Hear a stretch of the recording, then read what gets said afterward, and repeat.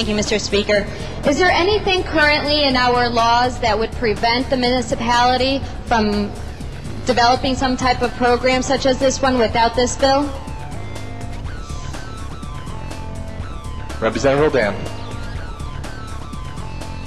No, through you, Mr. Speaker, and I thank the gentlelady for her question.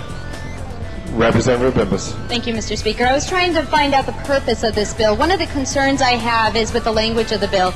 Under this bill, it specifically limits the amount to a tuition of a scholarship in and of itself, for lack of a better term, to the UConn tuition in state. It takes the power away from a municipality who would want to exercise such a program from increasing that amount. So to the proponent of the bill, I want to know exactly what the purpose or understanding or the limitations why those are being set on a municipality, which would prevent them to creating this program in their best interest, what they feel would be best.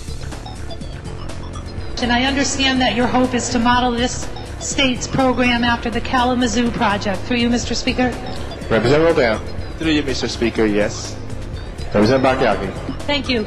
I did some quick online research, and I thought I read, and you could please clarify this for me, that the Kalamazoo project was strictly financed through private donations.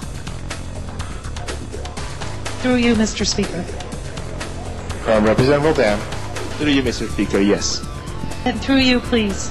Although we are saying that we are modeling this after the Kalamazoo project, which I understand offered a scholarship to every student in the public schools who graduated with a C- grade or better, the opportunity to attend college with a full scholarship.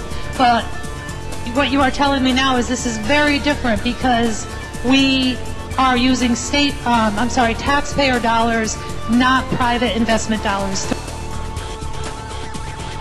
So, and we'll take Hartford because we've talked about Hartford. So if I live in Hartford and my child lives in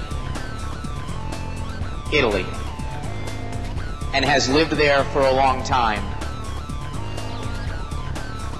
taxpayer dollars from the residents of Hartford could go towards my Italian son's college tuition. Through you, sir. Is that correct? Representative Roland.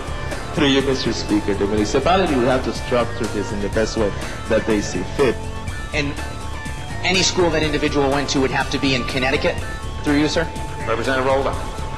Through you, Mr. Speaker, the fund would have to be structured in the best way that it meets the residents of a particular municipality.